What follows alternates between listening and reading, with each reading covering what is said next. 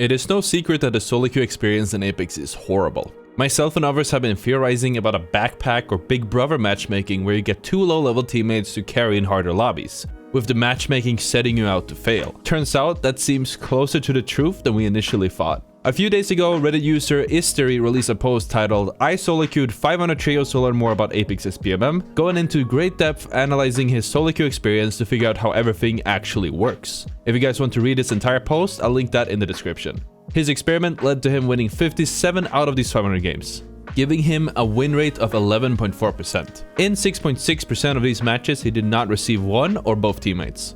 Out of those 33 games without a teammate, Istiri did not win a single one. In 23.8% of the matches, at least one teammate left the game after being finished with their banner still active. That means that if you take away the games where they didn't load in with a full team or had teammates quit the games, they had a 13.6% win rate, up about 2 percentage units from 11.4%. Istiri theorizes that if you had a full team, as you do when you are free stacking, they would win at least 11 more games if you simplify it enough to the stat of teammates seeing the game out till the end.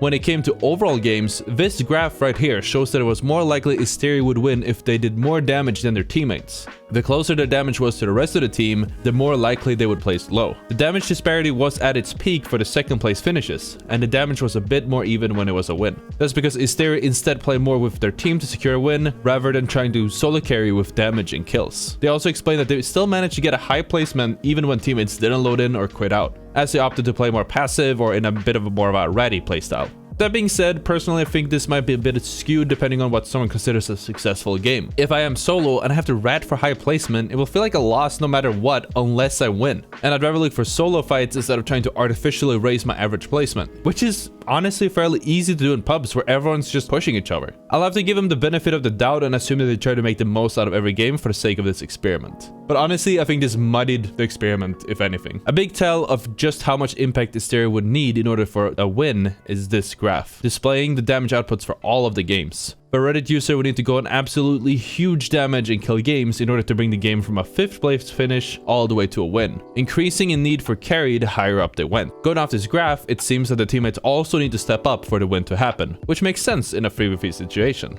This also goes hand in hand with the previous observation where they had very high damage games for 2nd place, but also the largest difference in damage from their own team. This would be because their team couldn't pull their own weight, as opposed to them doing their own part for a win. In a summary, this is what Istiri learned from this experiment. Based on his skill level, Istiri reached Masters this season, making them an above average player. They would never get teammates that can absolutely carry them for a win. SBMM will give you a win streak if you're currently playing bad. Istiri had a 37-game losing streak, which was immediately followed by a span of 22 games that resulted in 5 wins and 10 top 3 finishes.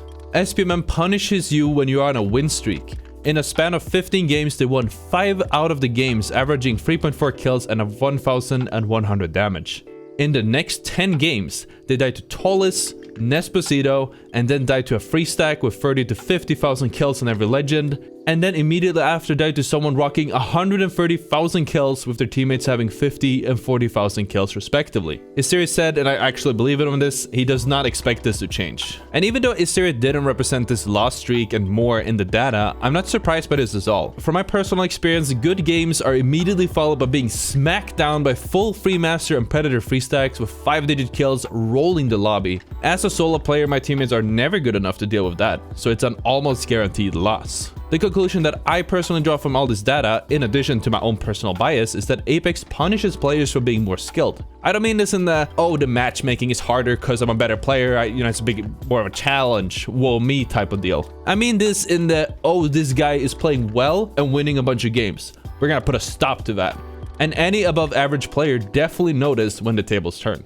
It doesn't stop there though. Both my bias and this data shows that Respawn not only punishes skilled players, but also solo queuers. I don't mean no-fill, just the ones that play without a pre-made team. I mentioned this in an earlier video called How Free Stacks Ruin Matchmaking, but I didn't have the proper data or anything other than anecdotal evidence to back it up. My theory in that previous video was that as a super high-level player, you wouldn't get good teammates because there just weren't good enough teammates to keep up with you. But this data from Istiri suggests that as long as you are above average, you will have to carry. It's easier to carry when you are a top-level, top percentile player, but anyone in the 50 to 98th percentile is being thrown to the free stacking wolves. It's easy to see how someone would choose to start playing in a pre-made team. Your teammates are more likely to stay with you until the end, and most importantly, your teammates' performance is almost guaranteed before the match even begins. Your teammates cannot be level 10s, who at best pulls 100 damage throughout the whole game, unless you choose to play with them yourself. Since the matchmaker seems to punish you by placing you with bad teammates, this essentially means that free stacking will completely circumvent one of the balancing points of SBMM. This is the part where we bring up something that's rarely mentioned in this context, EOMM. This stands for Engagement Optimized Matchmaking and is considered very predatory. A direct quote reads, "This matchmaking aims to match players in an optimal way that maximizes overall player engagement." The term EOMM was coined by none other than Electronic Arts, Respawn's own publisher, back in 2017. They even released a paper on it, which I'll link in the description. Electronic Arts researchers found the following. Based on a player's last 3 outcomes, win, lose, or draw, the risk of them quitting changes. The paper presents this table showing that 3 losses in a row or 2 wins and a loss will result in the highest risk of quitting, about 4.9 to 5.1%. However, if a player has draw, lose, win, lose, lose, win, lose, draw, win, or draw, draw, draw, their risk of quitting is almost half of that at 2.6 to 2.7%. If the player instead, for whatever reason, wins 3 games in a row, they have a 3.7% chance of quitting. Sound familiar? Now it's worth noting that Respawn's own developers have claimed they don't use EOMM, dating as far back as to this tweet in 2020. Now whether that is true or a twist of words, we will never know. But the matchmaking is definitely rigging the games against higher level and solo queuing players, and making the games even more rigged against solo queuing high-level players, going off of not only my anecdotal data, everyone I've asked, but also this Reddit post. The difference between something like EOMM and SBMM is huge as well. If you are winning a lot of games in a row, the difficulty of each game should go up proportionally every time, instead of you suddenly hitting a wall, either through difficult enemy teams and free stacks or just bad teammates. This is again very anecdotal, but it's very easy to feel when the game really wants you to lose. I've had a streak of good games and then loaded in without teammates, or with just really bad ones, against full predator free stacks more times than I can count, and all I can really do is just stomp my feet and complain about it. In some cases, this happens to me several games in a row.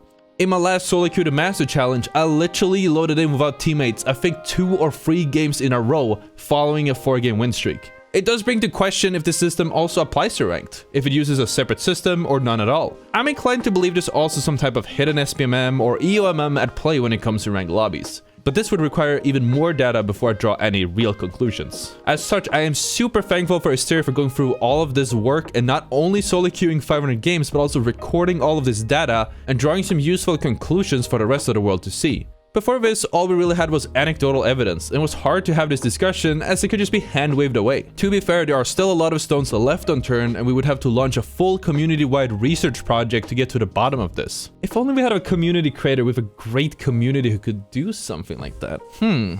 Anyways, Respawn already has this data. They seem to track every type of player interaction data, ranging from opening doors, pinging Mozambiques, or player movement. This is obviously incredibly valuable, and I doubt they would ever release something explaining how the matchmaking works, as it could result in abuse, but that would probably be the only way to get to the bottom of this. In the meantime, I am curious to hear your experiences with the matchmaking. Please let me know your skill level and your experiences solo queuing so we can get a rough idea how the game feels for everyone else.